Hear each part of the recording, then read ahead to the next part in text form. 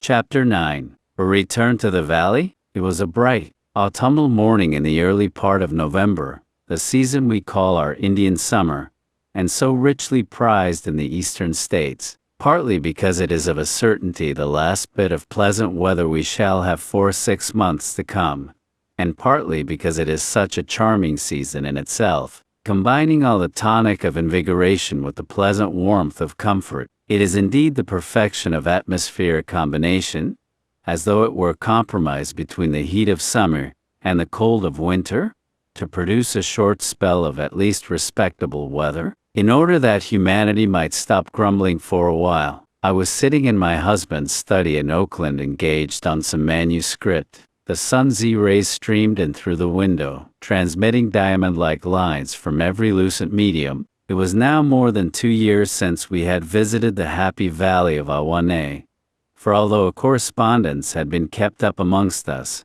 and the professor had intended returning there the following, and the present, year, yet his researches elsewhere had monopolized his leisure, and I had not, since my valley escapade, undertaken another solitary journey. The gorgeous coloring of some maples near the study window made my thoughts take a retrospective course to the valley, and picture how beautiful it would look in its autumnal gala dress. I was interrupted by Martha opening the door, and turning, who should meet my gaze but Kenmure. There was no mistaking his face anywhere, or I should not have known him in his broadcloth suit and white shirt front. But there, still holding its own, amidst the fashionable city dress, was the little mountain flower in his buttonhole. I held out my hand with a glad welcome, and his old smile brightened his face, but I noticed that it had faded before he had taken the seat I offered him. "I have come upon a melancholy errand," he said. "Mrs. Naughton is seriously ill." "I feared so." "Do you believe it is really consumption?" "There can no longer be any doubt," he answered. "She is wasted to a shadow, and for more than 6 weeks has not been able to walk about. Naughton keeps on repeating that she only wants strength, but she will never be strong again in this world, and I doubt if she has many weeks to remain with us. I fear she will go, as she often says herself, with the snowflakes, for in the valley," continued Kenmure, running off into his beloved subject, "the snow does not drop down as in other places, but seems to be floating in the air in large flakes, like a cloud of white doves just let loose from the almighty hand." "But when did the malady assume a serious form?" I interrupted. "It is difficult to say. I presume it was one of those fatal cases from the beginning. She never seemed seriously ill, and never was to say perceptibly worse. Yet she is dying, and my message is, that she would like to see you once more before she goes. And if you can, you must get in before the storms commence, or the valley will be snowed up, and the trail impassable. I have come to escort you, and if you can decide to go without delay." "Poor thing," I said, "it would grieve me deeply to refuse her dying request and even at the risk of being snowed up in the valley all winter, I must make the attempt to see her." Kenmure held out his hand, and shook mine. "God bless you," he said. "I thought you had courage enough to do a noble act, and she is worthy of your sacrifice. Indeed she is, and of 10 times as much. I will go and speak to the professor at once. My husband never exercised any authority over me in his life, and never opposed any project in which I even imagined I had a good object in view." Thus the evening of the same day saw us en route, and the following morning we lost not a moment in taking horses at Mariposa. But as we ascended the mountain, the wind began to rise, and presently some heavy drops of rain denoted a storm. It was, however, too late to return, and we whipped on our mustangs in order to reach Galen's rancho before nightfall. The path was steep and rough, and with our best endeavors and willing animals we made but little way, whereas the storm came on with a rush and a vehemence that left us little hope of escaping its full rigor. Still we struggled on, till a gust of wind and hail nearly bore me from my saddle, and a flash of vivid lightning at the same time caused Kenmure's horse to shy. nearly throwing both steed and rider over a declivity some 800 feet in depth. We therefore decided to take shelter under a mighty hemlock that would, at least, screen us from the heaviest of the rain and the keenest of the wind. We drew a thick California blanket over our heads and took patience. The roaring of the storm through the forest giants was terrific. The creaking and splitting of the boughs was like the screeching of demons in their agony. The bellowing of the thunder, peal on peal of fall, and the mournful reverberation of the mountains might have well represented the denunciation pronounced upon the fallen spirits. Our horses quivered and started with every fresh explosion, and shook their heads under every new gust of rain and hail, which rattled on the broad leaves that still clothed the forest, like rifle balls on a casemated fortress. Close to us an immense oak was torn up by the roots, and fell with a tremendous crash that shook the mountain like an earthquake, carrying with it 2 or 3 handsome pines and spruces. So fearful was the uproar, and the whirl of hail and soil thrown up from the wide-spreading roots, that for a moment I thought the earth had given way beneath us, and that we had been hurled into eternity. I clung tightly to Kenmure, for our horses swayed to and fro as though unable to keep their feet. I was nearly terror-stricken, but my companion threw up his arms in a paroxysm of enthusiastic reverence. "Oh, this is grand! This is magnificent! Listen to the voice of the Lord, how he speaks in the sublimity of his power and glory. I declare I am frightened." "Kenmure," I whispered. "Oh, nonsense," he cried. "There is nothing to be afraid of when the Lord manifests himself in his omnipotence." "Well, I don't know," I said, a little waggish humor taking possession of me. Tam O'Shanter thought on such a night as this a child might understand. The deal had unco business on his hand. "That was a drunken man's fancy," cried Kenmure impatiently, "the result of false teaching. If they would leave the devil out of their Sunday school tracts, they would make many a wiser and better man. By cultivating a fear of the devil they excite the lower faculties instead of the higher ones. They blind the young mind to the grandeur of the Lord by arousing his terrors of the prince of darkness." For my part, I would not have missed seeing this marvelous physical phenomenon, this wondrous handling of these clashing elements in harmonial splendor. Though I had to die next week, I should thank the Lord for permitting me to adore this new display of his universality. Presently the rain abated, and although the lightning flashed from pole to pole, and the thunder rolled like a mighty bombardment, the wind was not so fierce. "We had better try and move on," said Kenmure, "lest you get a chill from standing in the cold." The horses went willingly, foreseeing a speedy termination to their troubles. We had proceeded about a quarter of a mile when both horses backed and sprang round. My heart stood still with fright. A most unearthly wail rent the air and mingled with the rumble of distant thunder. "That," I cried, "is not the voice of the Lord. What under heaven is it?" "There it is again," I added, growing cold with terror. It was not the crash of trees, nor the yell of savage animals, but sounded like the wail of human creatures in anguish. "Do not be alarmed," cried Kenmure, catching my bridle and turning my Mustang round. "It is something human, for there is a fire ahead of us. Let us go on and see. It must be the Macbethian witches, or else Auld Nick, in shape o' beast, playing his pipes to the warlock dance." We advanced 200 or 300 yards on the road, and turning a corner, we suddenly came upon a small plateau of greensward and pine straw, when a scene met our astonished gaze which might have dazed Tam O'Shanter. A number of semi-nude figures were dancing, and shrieking, and waving old rags, skins of animals, and eagles' wings around an enormous blazing pyre, on which was a human body tied up in a bundle with knees and arms bound tightly above the breast. And as the motley group danced around, they uttered the fearful wail which had so appalled us. As my eyes took in the diabolical scene, I wondered if I still had my senses, or if, like poor Tam, my brain was playing me some wild phantasmagorical trick.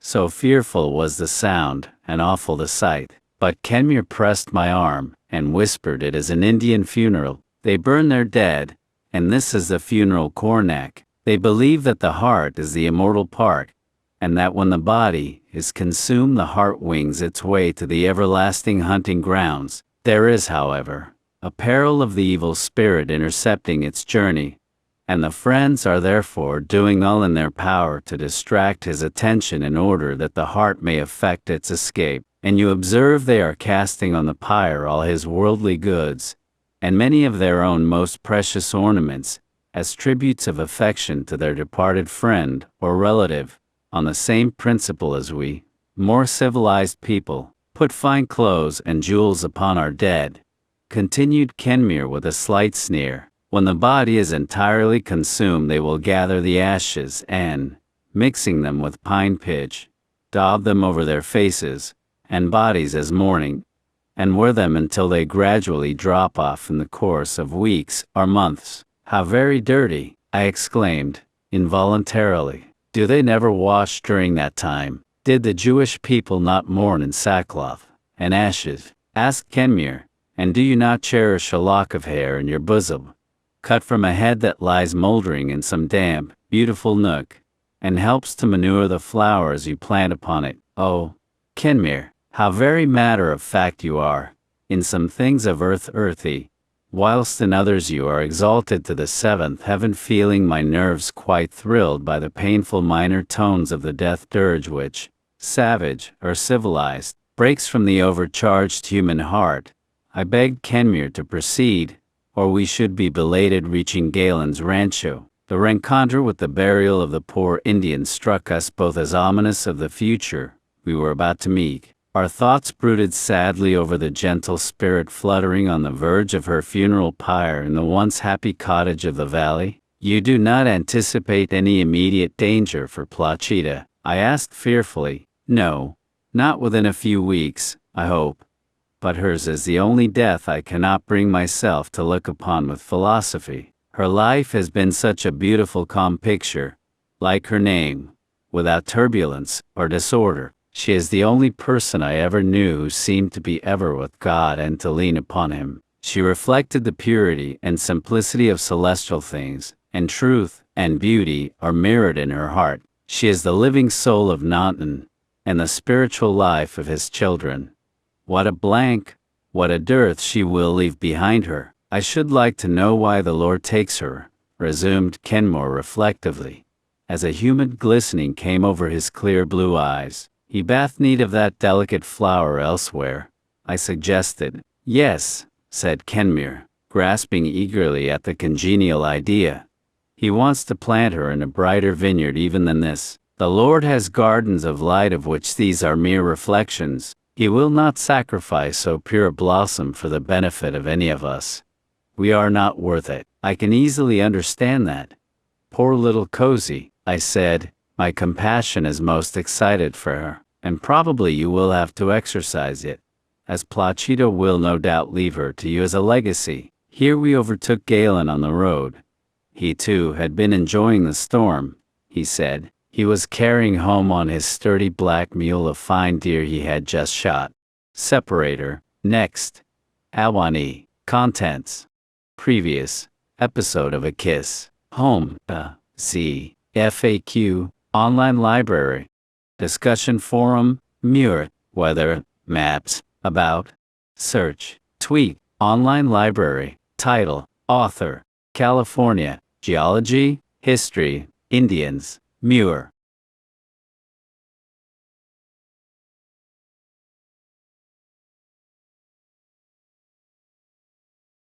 Home. C. FAQ. Online library. Discussion forum. Zanita. A Tale of the Yosemite 1872 by Therese Yelverden. Separator. Chapter 10. 1A. We set out next. Morning from Galen's rancho. Considerable snow had fallen during the night, but only sufficient to make the splendid scenery more lovely. Every branch and spray was laden with its modicum of snow.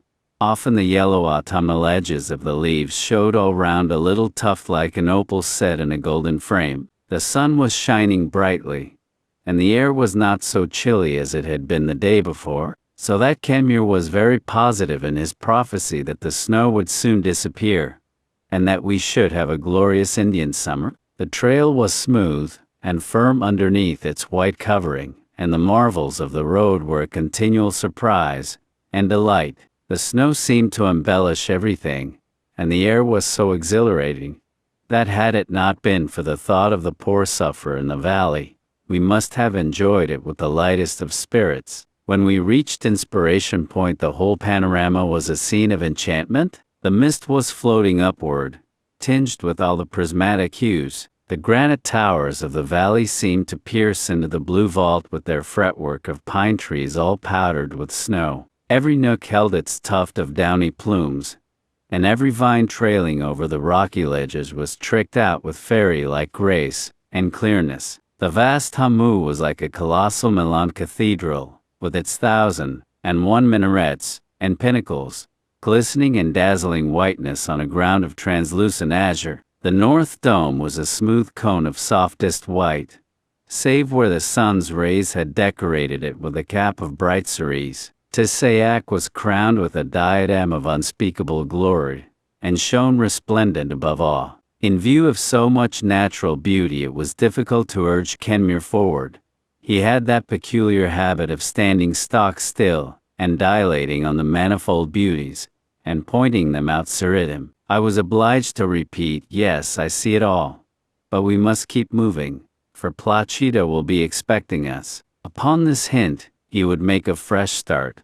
But the whole way down the mountain was a series of exclamations of delight. We put our mustangs to the gallop when we reached the level ground of the valley, and the crunch of their feet over the ice pools, and the ring of their bridles sounded sweet in the frosty air. As we neared the homestead, we caught sight of Oswald Naughton in conversation with Mrs. Nell. Rad, followed by Rollo, was mooning about in the distance, evidently in some disgrace from the solicitude evinced by his canine friend.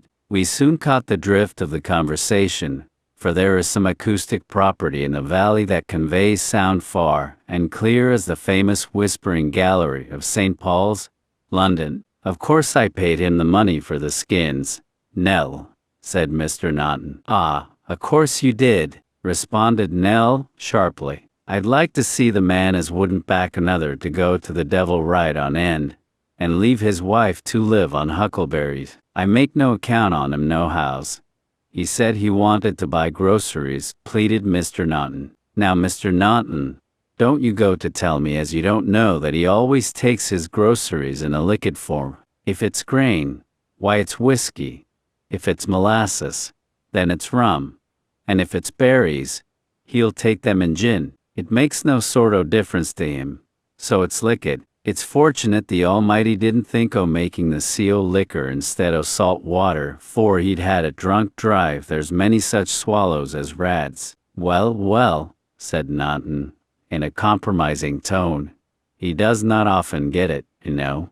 But how came he by that dreadful scratch on his face? Wall, I don't mind owning up that I do give him a claw down now and then, said Mrs. Rad, imitating the action with her long bony fingers, as though they took an individual delight in the performance, as a musician will sometimes drum unconsciously on a table. I'm not the woman to go back o' what I do. When he comes worrying around spouting pottery, and smelling like a whiskey mill, I know straight away that he bought no more groceries nor he can hold in a mug, and I do give him a claw down. Here Mr. Naughton perceived us, and hastened to greet us. You are welcome indeed, my good friend, he exclaimed, heartily shaking me by the hand. The sight of you will make our invalid a new woman. I'm darned if this isn't the folk from the city, said Nell, under her breath. Good day, ma'am, she continued aloud, making a bob curtsy, but you fanned out well to come in through the storm to see Mrs. Naughton. Afore she dies, she added in a whisper. Not that it'll help her, for she is a gone coon. Nell, called Mr. Naughton, looking hack to where she stood, her arms akimbo. The most ungainly figure. Don't you want to stay, and make some light biscuits for this lady? She has not forgotten how good they used to be in the upper valley. You bet. cried Nell. She's good fat. Rad has once been a typesetter, hence Nell's vernacular. Tell Rad to remain. Your huckleberry supper will not get cold, laughed Mr. Naughton, anxious in his heart to keep the pair in order to give them a comfortable meal. Here Zanita came bounding along looking like a big dragonfly, her long thin arms and legs extended in opposite directions. That's my colt you are riding. He isn't a colt now, but he was once. Do you know it? Oh, she ejaculated, eyeing me attentively. You are the one that came before with the man in spectacles and a big nose. You were mighty fond of 80 drums, but you can't have any now. They are all froze up. Give me a ride, won't you? You used to do.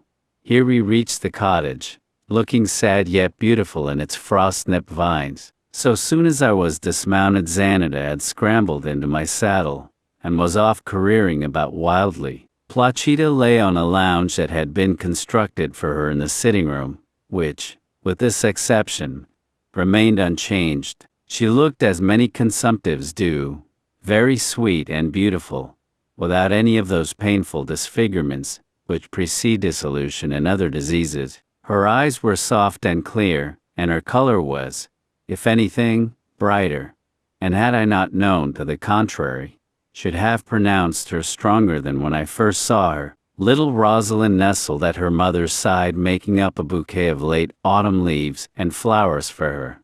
Mrs. Naughton received me with a glow of grateful pleasure that words fail to interpret. I took a seat beside her, clasping her white slender fingers in mine, and in those moments I realized all the compensation which awaits on charitable acts, and with which we ought to be satisfied. Mr. Naughton stood by, rubbing his hands gleefully. We shall do now, my darling. This is the medicine we have been wanting. This is the strength you needed? Why, you are already worth 10% more than you were an hour ago. And he stooped, partly to conceal the glistening drops in his eyes, and partly to stroke tenderly his wife's soft brown hair, which Rosalind had combed out all over the pillow. In truth, the flush of pleasure seemed to give the invalid new strength and life. Propped up with pillows, she conversed easily, no cough disturbing her. Kenmore and the squirrel came in after a while, the latter explaining her absence on the ground that she had to attend to the horses.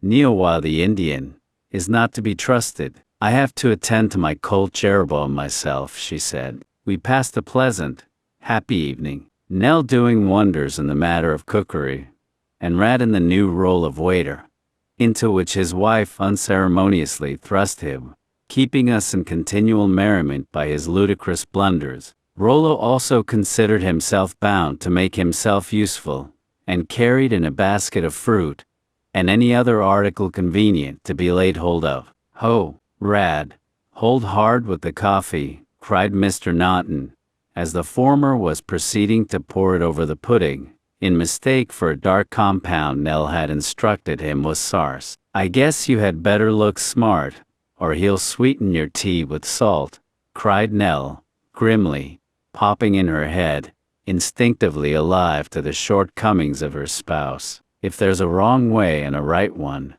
Rad Alice pitches on the wrong. I make no doubt he'll try to walk on his hands some day, just 'cause the Almighty has given him feet. If ever he's drowned, I should never look downstream. He's certain to float up, he's so contrary. But Rad was too keenly sympathetic with the genial glow of friendship around him to be troubled by his wife's objurgations, and directly she was out of hearing proposed a toast, our welcome guest, and after dinner, seated round the great hearthstone, the pine logs roaring and cracking, his courage rose so high that he volunteered to entertain us with a song. We all caught eagerly at the proposition, and after a timorous glance toward the kitchen, Rad burst forth in his rich baritone. Oft in the stilly night, the simple pathos of his voice and manner were truly delightful, and at the termination, all begged for another song. Rollo looked doubtful when N sniffed about the kitchen, then returned wagging his tail as an assurance that the coast was clear. Rad went on, and sang us song after song, making the rafters resound with melody. This evening seems like old times, said Mr. Naughton, and I will venture to say that we shall have many of them, for the snow will set in finally in a week or two, and then the professor may bid goodbye to his wife for the winter, for he cannot get her out until the thaw comes in the spring. I'm glad of that, cried the sprite. Serve him right for letting his nose grow so long. Why doesn't he cut a piece off like Papa does his herd? Zanita, said her mother, what did you promise me? Not to talk, Mama, and she relapsed into quiet. That would never do, I resumed, laughing. I must get back some way, for if I should leave my husband for a month he would be mistaken for a debonair instead of a professor. Here we heard Zanita in high altercation with Nell in the kitchen. Oh, you are a right smart un, you are. But you're not a-going to put that here flat-tail rat into the stove, and make believe as I been a-cooking on it for a ground squirrel? No, no. I haven't been around these diggins for more nor 15 year not to know a rat from a squirrel. You could not if his tail was cut off, persisted Zanita. You get, retorted Nell, or I'll cut the tip of your nose off. They ought to have cut yours when you were a little girl, like Papa cuts the puppy's ears, to make you smart. Having delivered this parting salute, Zanita was seen bounding over the sward in a race with Rollo. Young varmint, we heard Nell muttering. No need to cut her ears. She's too smart by far. Already, Rad, said Mrs. Naughton. I wish you would whistle in Rollo. That child will be roving the country all night. She has not a bit of fear. When we broke up for the night, Plachita whispered me that she wanted to speak to me privately. Had you not better defer it until tomorrow? I said. After all this talking, you must need sleep. No, she replied. I never can sleep until morning. And if you will remain with me, Oswald will be glad of a night's undisturbed rest. It is so long since he had one. He is so afraid of my not waking him when I want anything, that he never goes soundly to sleep. Now, Oswald, she said, gaily raising herself upon her arm, give me a kiss, and go to bed like a good boy.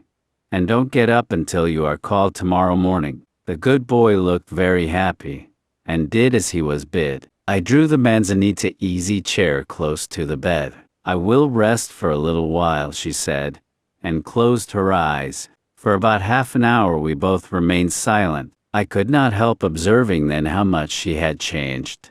How thin and wan she looked, and how cadaverous was the whiteness of her brow. We were both roused from our reflections by a piercing howl from Rollo, repeated at momentary intervals until he was quieted by Rad's voice. Is it moonlight? Said Plachita.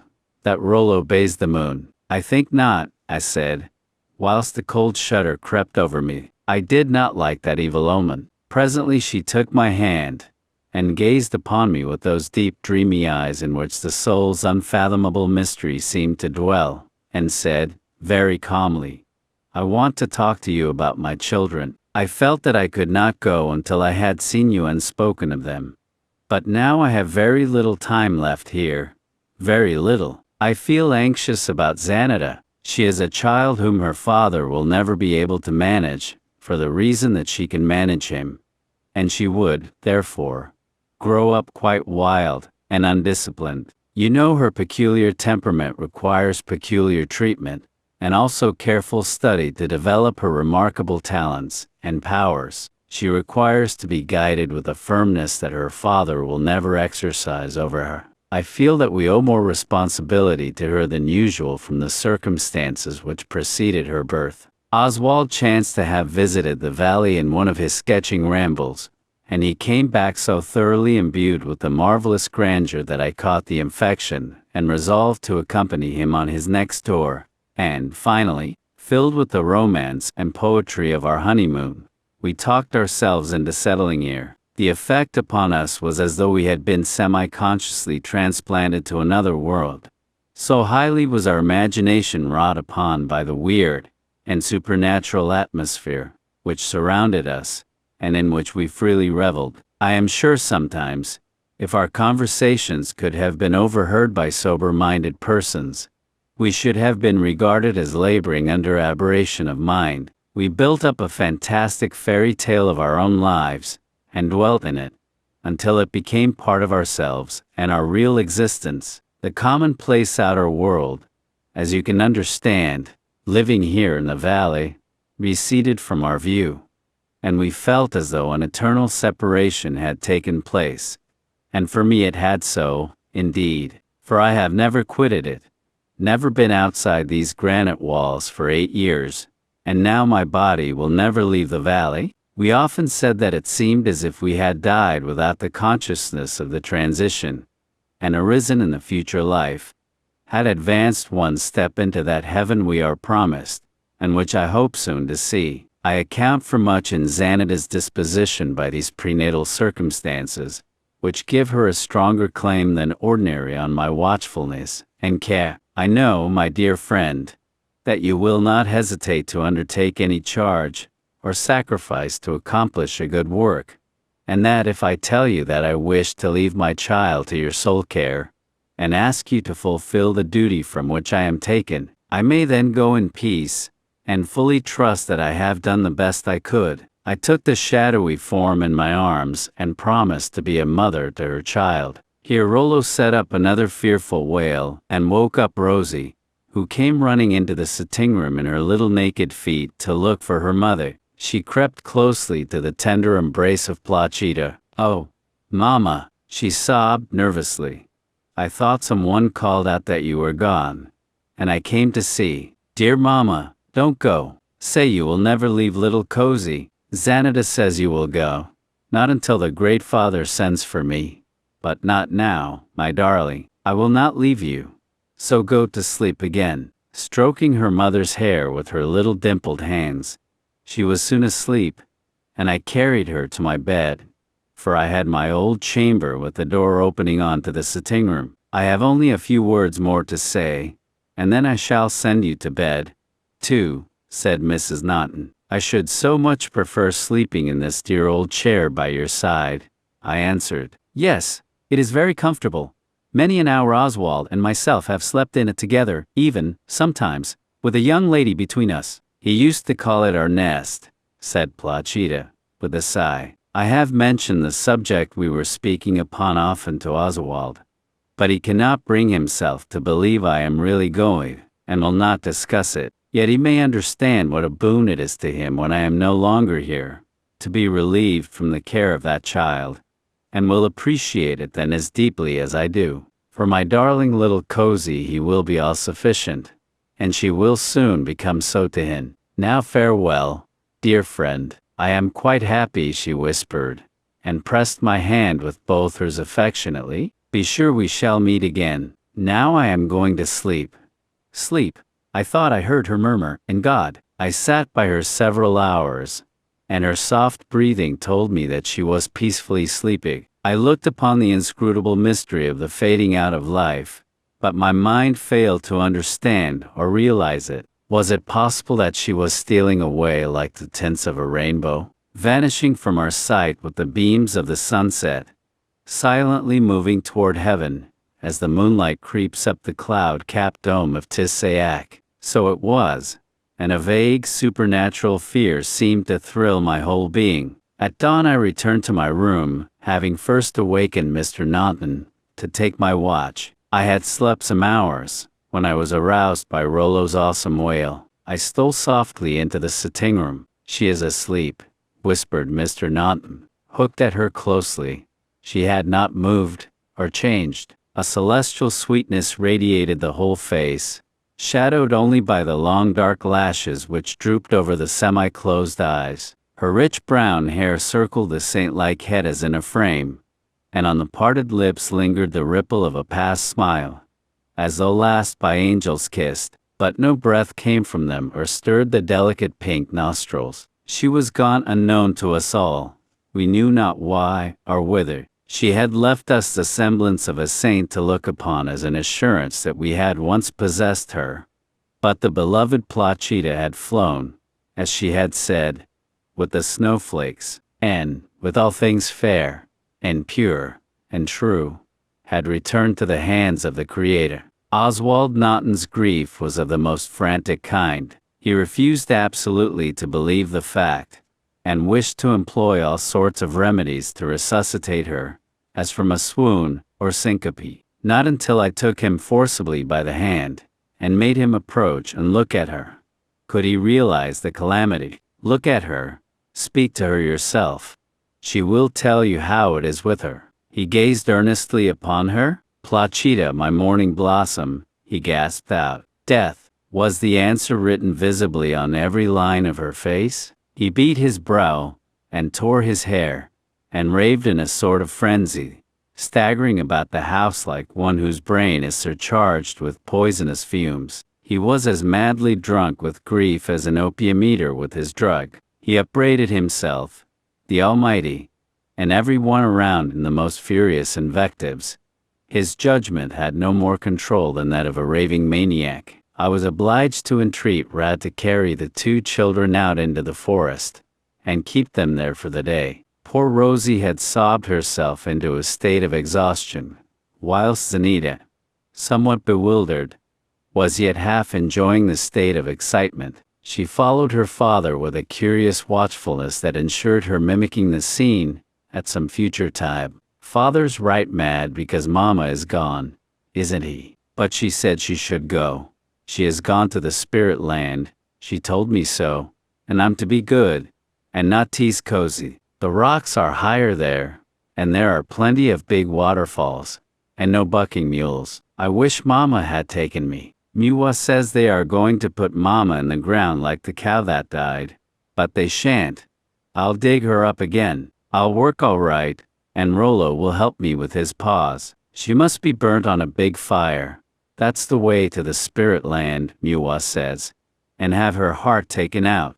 She was full of the excitement of the moment, and kept on discussing it with everyone. Isn't Papa mad? She exclaimed. Will he go on breaking everything in the house? I wish he would throw that pitcher of molasses at Nell's head. She would fly round like a wild cat.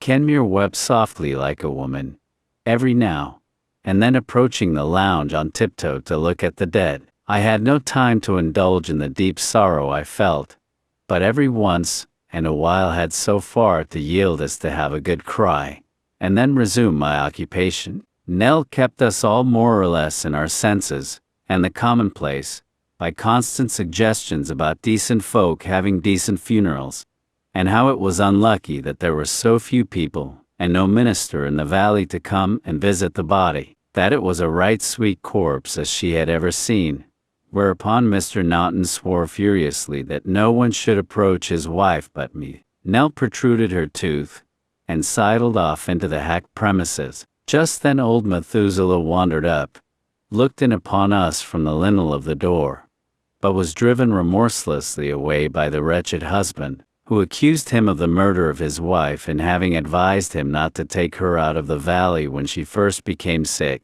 He turned away, shaking his old mop head dolefully. I followed him a pace to tell him that Mr. Naughton was quite beside himself, and knew not what he was saying. No, no, said the old man. Hut when such young things marry, and become mothers there is little hope for their lives. I always said how it would be. I suppose I had better come to the funeral. Oh, certainly. We shall need you to make one of the 4 to hear the coffin. I could carry her on one arm myself. Little sylph-like creature, just like the Princess Charlotte, heir to the British throne, who died the other day in her accouchement. Such children ought to be kept in pinafores, and not allowed to marry. Mrs. Naughton had been married 9 years, and the Princess Charlotte must have been dead 40. I replied, well, well, time flies. It's time I was thinking about getting married myself. But she married too young, poor thing. Poor young thing. And he wished me good day. 3 terrible days we passed beside poor Placida, waiting until her husband's paroxysm of grief should abate, or nature become exhausted. Finally, toward the close of the 3rd day, I noticed that he had at last fallen asleep in his chair, and, taking advantage of this to go outside the door to breathe the freshness of the wintry air, my eyes were further gladdened by the sight of the professor, accompanied by Mr. Galen of Galen's Rancho. Without my knowing, the thoughtful Rad had been to Sonora and telegraphed to my husband the sad news, and, by a fortunate occurrence, he was able to start at once. knowing how much I should need his help and comfort under the painful circumstances. The funeral took place next day. Poor Plachita was laid under the shadow of the great tombstone-shaped sentinel, the only monument Nauten would hear of, and indeed, it was a magnificent one. It rose like a single slab of white granite, detached from the rest 2,000 feet high, and its oval form always gave it, to my fancy, the shape of a tombstone. I took some of her best-loved flowers and planted them around her. Zanita behaved shockingly at the grave, uttering wild Indian yells, and protesting that her mother should not be put in a hole like a cow, but burnt on a big fire of logs that Miwa could make. The professor had recommended that she should be taken to the funeral, thinking it would have a subduing and awe-inspiring effect upon her. But as yet we had little idea of the wild spirit we had to deal with. Little Rosie, who was left behind, had formed the idea that the procession was some sort of ceremony to restore her mother to her usual state, and wept bitterly when we all returned without the coffin. "Oh, where have you taken my dear mamma? Where have you put her? I would rather have her that way, quiet, and not opening her eyes, than taken away altogether. Oh, let me go to her. She has gone to the spirit land," said Zanita, sententiously, "but I don't think she has gone all right, on account of putting her in the ground. She ought to have been burnt."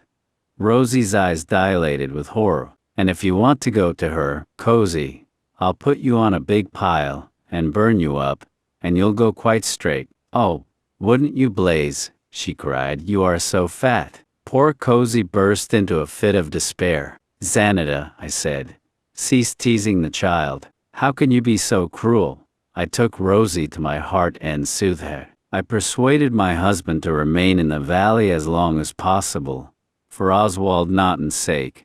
For although he was now calm and subdued from the effect of reaction, yet he was evidently a broken-hearted man, and would never be himself again. The light of life had left him, and only existence remained.